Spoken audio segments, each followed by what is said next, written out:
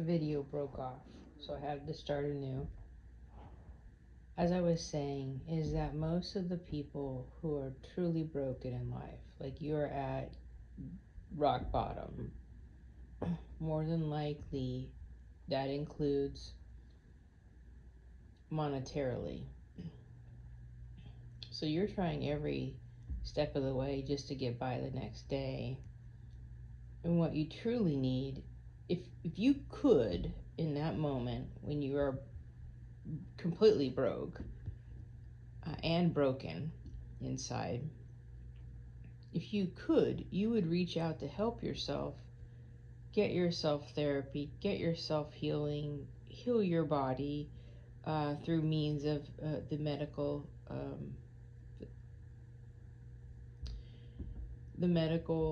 industry, um, even including psychology and whatnot.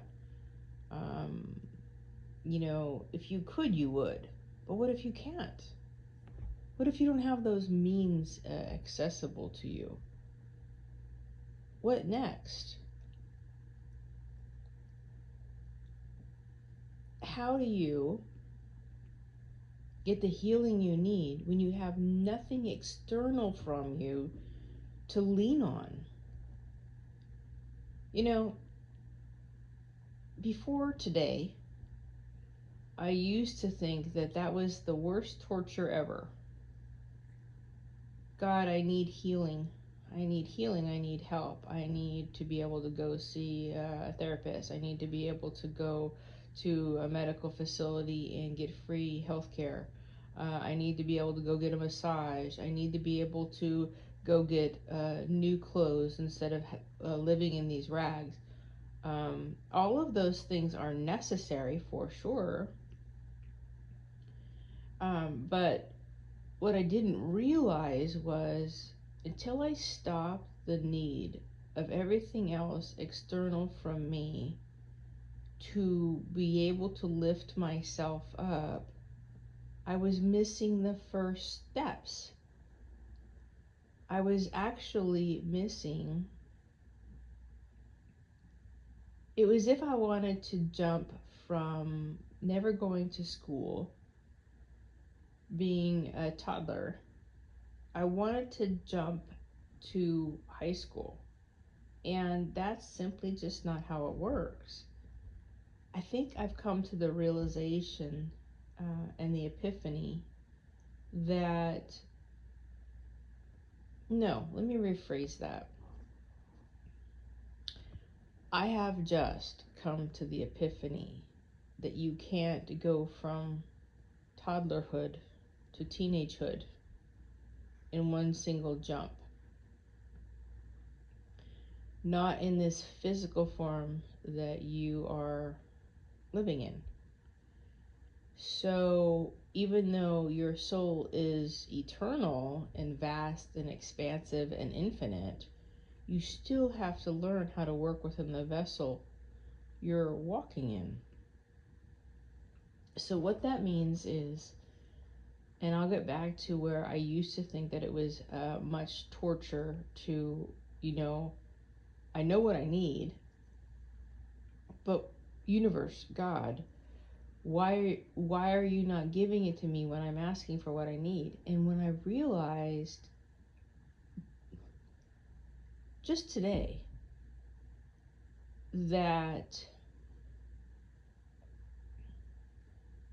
if I don't give you what you need externally, coming from the voice of the universe, coming from God, or what your belief is, let me back it up. If I don't give you what you need externally, what's your next step?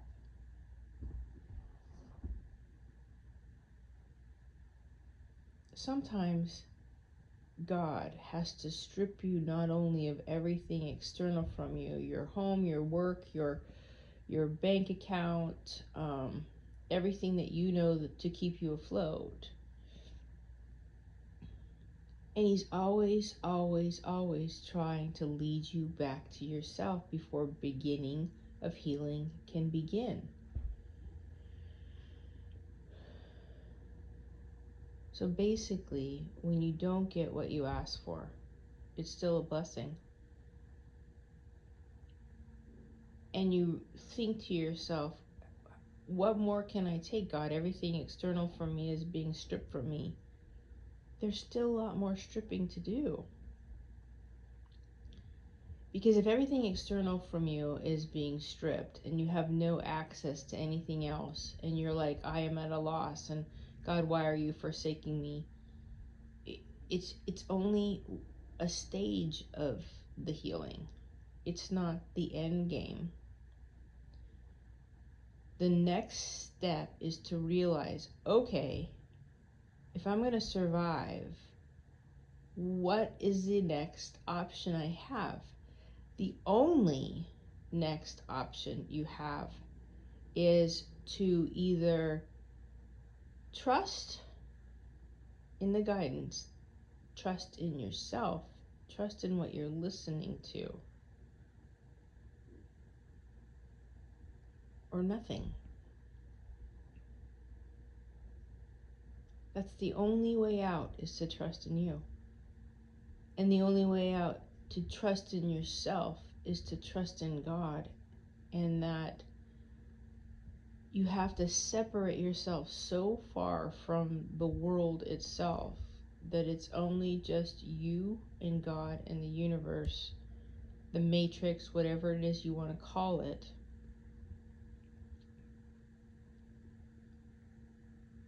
And sit. God never reveals to you what you should know before it's the right divine timing. Not ever. No matter how much you want it, no matter how much you think you need it, no matter how much fear you feel, your pressure to get answers from God before it's time will never work out. It's kind of like he's saying, little one, I'm forcing you to trust you.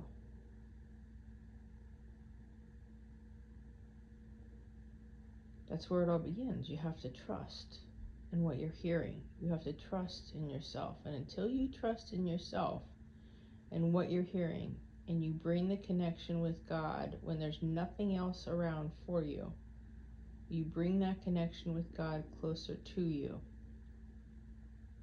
That's the first day healing begins. That's your first day of kindergarten. You know,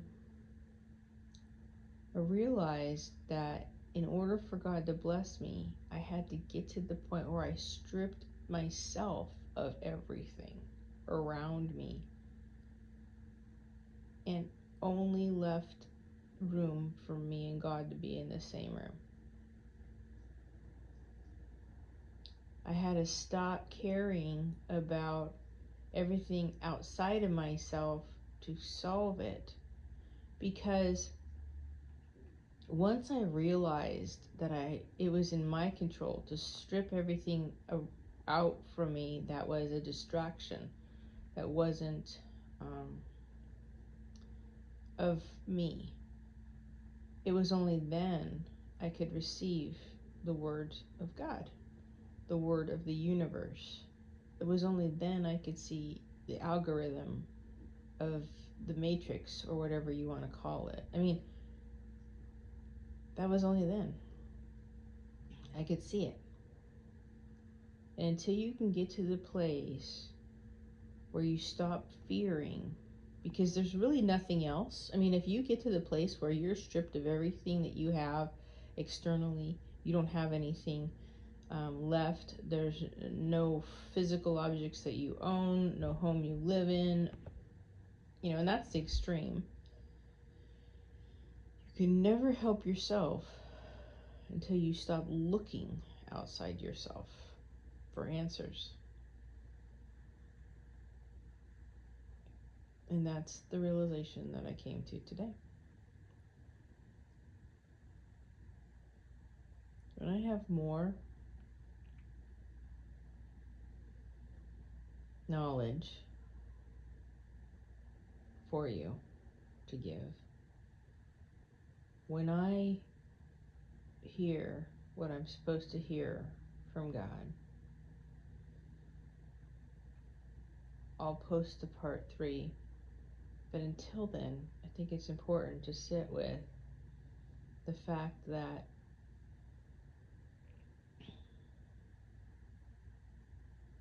if nothing is changing outside of you,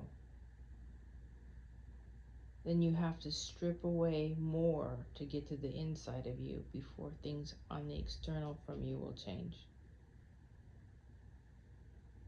And that requires trusting in you to hear, trusting in you to believe what you're hearing, trusting in you to understand that there's more to life than everything external from you. That's when true healing begins. My heart and prayers are with you. Until next time.